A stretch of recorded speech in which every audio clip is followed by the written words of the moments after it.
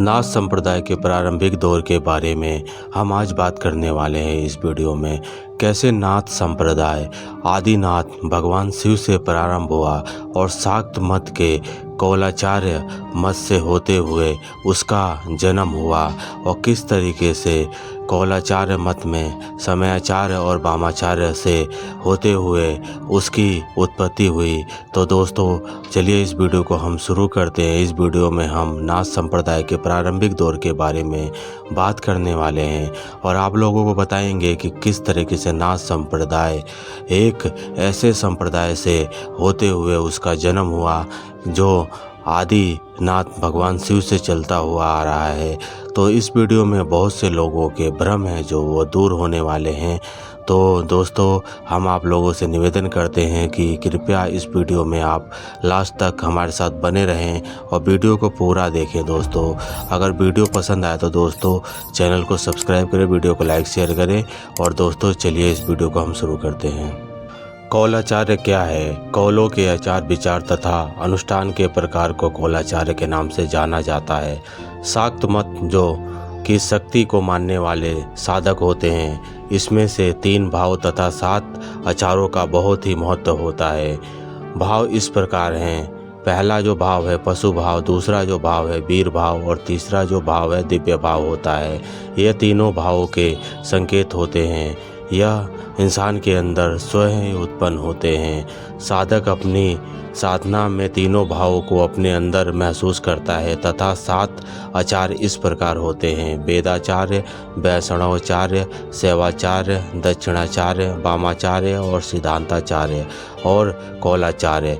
ये भाव से संबंधित 7 आचार हैं। इनमें दिव्य भाव के साधकों का संबंध कौलाचार्य या नाथ संप्रदाय से होता है। जो साधक दिव्य भाव से अपनी बाहरी विकारों का नाश करके अपने इष्ट देवता की उपासना में अपनी सत्ता को डुबो देता है और उस परम आनंद को प्राप्त करता है, उसी को तंत्र की भाषा में दिव्य कहा जाता है और साधक की मानसिक दशा को दिव्य भाव कहा जाता है। कौलाचार्य को तांत्रिक आचारों में सर्वश्रेष्ठ भाव माना जाता है क्योंकि यह पूर्ण रूप से अद्वैत भाव में रमने वाला भाव है। दिव्य भाव के साधक पूर्ण लोकप्रिय एवं अनुसरण करने वाले होते हैं।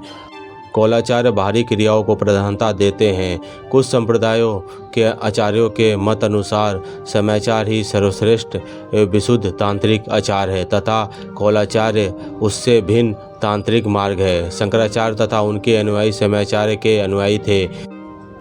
वहीं अभिनव गुप्त तथा गौड़ ब्राह्मण शाक्त संप्रदाय के मानने वाले कौलाचार्य अनुयायी कहलाए। समयाचार में आंतरिक भावों का बहुत ही महत्व है। आंतरिक योग से हृदय की उपासना का बहुत ही बड़ा महत्व है। तो कौलाचार्य मत में बाहरी योग का बहुत ही महत्व है।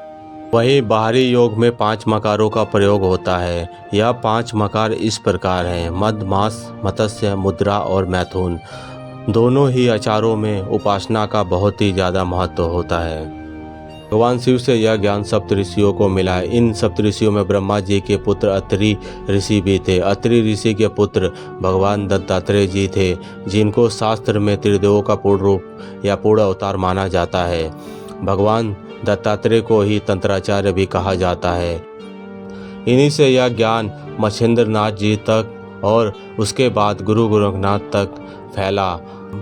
चलिए जानते हैं, भगवान दत्तात्रेय जी से बहुत सारे संप्रदाय निकले जो शिव और शक्ति को मानने वाले थे। इन्हीं संप्रदायों में जो आदि संप्रदाय है उसे कौलाचार्य कहा जाता है। इसी संप्रदायों में 84 सिद्ध और 9 नाथ भी हुए। इसी कौलाचार्य के गर्भगृह से ही नाथ संप्रदाय की उत्पत्ति हुई। हालांकि वामाचार्य में योनि पूजा का बहुत ही महत्व था और जो वामाचार्य में साधक पुरुष और स्त्री दोनों होते थे। पूर्व भारत में योनि पूजा का बहुत ही महत्व है। वामाचार्य में साधक और साधिका एक साथ साधना करते हैं। इसी कारण साधक को भैरव तथा साधिका को भैरवी माना जाता है। साधक और साधिका एक साथ साधना कर सकते हैं। इसी कारण आदि शंकराचार्य जी ने इसका घोर विरोध किया और बहुत सारे साधक तिब्बत और नेपाल चले गए।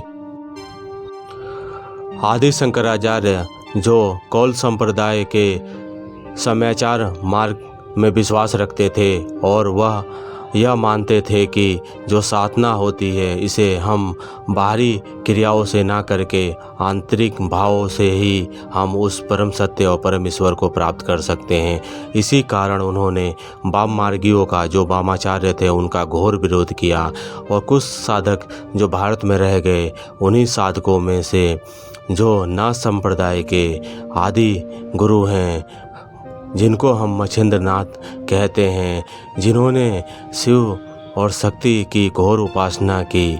इसके बाद इसी संप्रदाय में एक नए मत का, नए संप्रदाय का उत्पन्न हुआ, जिसे नाथ संप्रदाय कहा जाता है।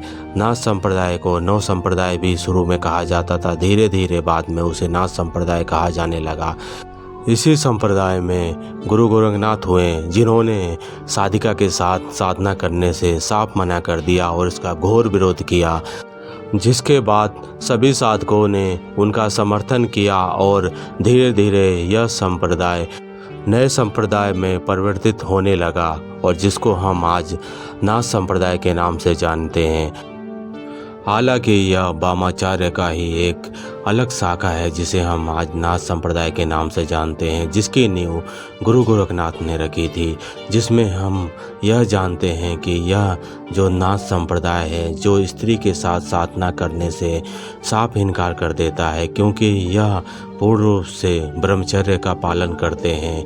इसका श्रेय गुरु गोरखनाथ को जाता है, जिन्होंने इस संप्रदाय को शुद्ध किया और स्त्री के साथ साधना करने से साफ इनकार कर दिया।